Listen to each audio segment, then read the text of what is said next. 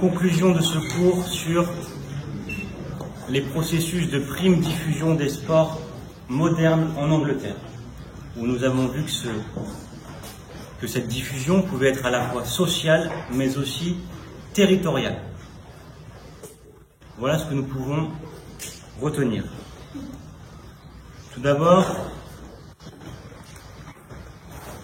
quelques dates, quelques années importantes. En 1863, c'est la naissance de la Football Association, la fédération de football en Angleterre. En 1871, c'est la naissance de la fédération de rugby. C'est aussi la naissance de la Cup en Angleterre. Et en 1888, c'est la naissance du championnat de football professionnel en Angleterre. On s'est aperçu que la décennie 1880-1890 était décisive dans l'histoire du sport en Angleterre. Pourquoi? Parce qu'après une grande phase de réglementation des sports, nous sommes dans une autre phase qui est celle de la divulgation des sports, notamment dans le nord industriel de l'Angleterre et le pays de Galles. Nous avons vu, messieurs, que le sport et que le football en particulier était un spectacle médiatisé et un vecteur privilégié d'identité collective. Les sports collectifs vont se diriger alors massivement vers les sports de masse. La démocratisation du football va déboucher sur une contradiction idéologique. Pourquoi? D'un côté, le football va devenir un trait fondamental de l'identité de la culture de masse ouvrière, mais de l'autre, nous l'avons rappelé, le sport et le football en particulier va être un formidable instrument de contrôle de la bourgeoisie. Nous avons cité quelques exemples, évidemment Manchester, étudié par Claude Boly, mais aussi le club de West Ham, étudié par Charles P. Corr. Nous allons noter qu'il existe, que demeure, dans cette démocratisation du football, des différenciations sociales. Pourquoi? La boxe, le football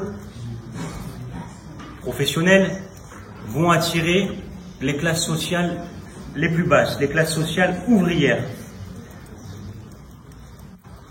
dans un public qui rêve de s'émanciper socialement, de devenir professionnel, de gagner de l'argent.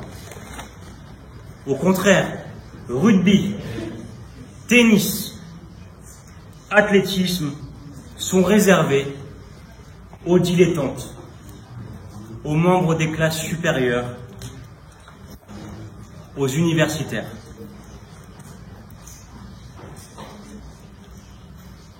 Le football anglais, au début du XXe siècle, vous l'avez compris, c'est un football qui s'est professionnalisé. En 1905, 10 000 clubs sont affiliés à la Football Association. En 1910, elle compte 300 000 licenciés. La démocratisation du sport, la démocratisation du football, s'est alors achevée quasiment 50 ans avant les processus que nous connaîtrons en France.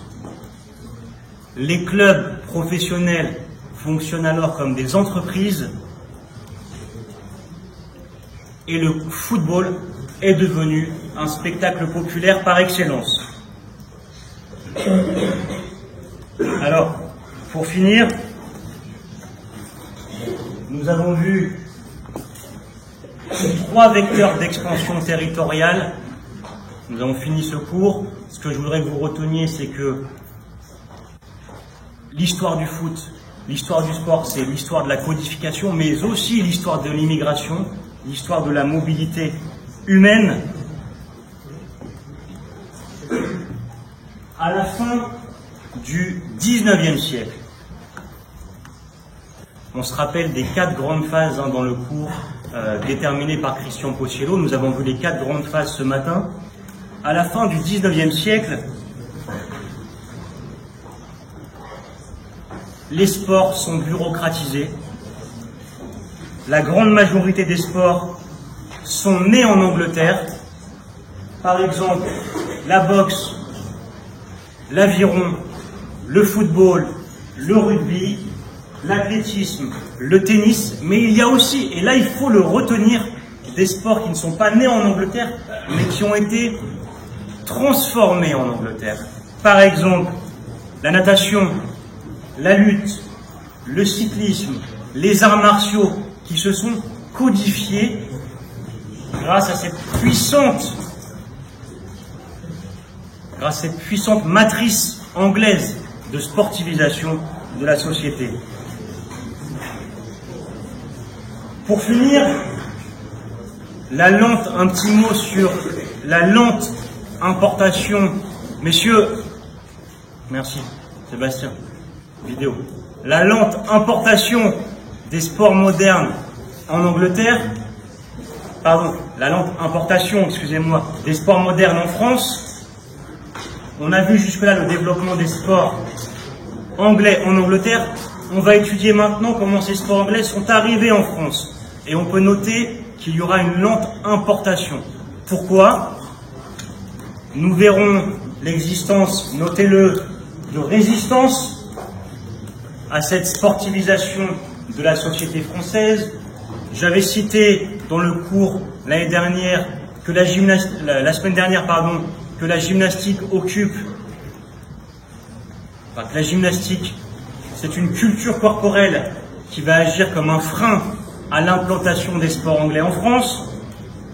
Malgré tout, notez ce sigle, l'USFSA, notez-le, l'USFSA créé en 1888, vous l'aviez noté, l'Union des sociétés françaises des sports athlétiques, notez-le, l'USFSA, la première fédération omnisport en France, l'Union des sociétés françaises des sports athlétiques, sous l'égide de Pierre de Coubertin, qui en deviendra le secrétaire général, va progressivement se développer et lutter contre, et vous pouvez noter ceci parce que vous ne l'avez pas fait la semaine dernière, lutter contre l'USGF, notez-le, l'Union des sociétés de gymnastique de France, je répète, l'USGF, l'Union des sociétés de gymnastique de France, créée en 1873, une rivalité très forte va naître entre d'un côté l'USFSA et de l'autre l'USGF, les gymnastes. Et c'est ce que nous étudierons lors du prochain cours. Je vous remercie pour votre attention. Partagez, commentez, abonnez-vous, car enseigner, c'est répéter.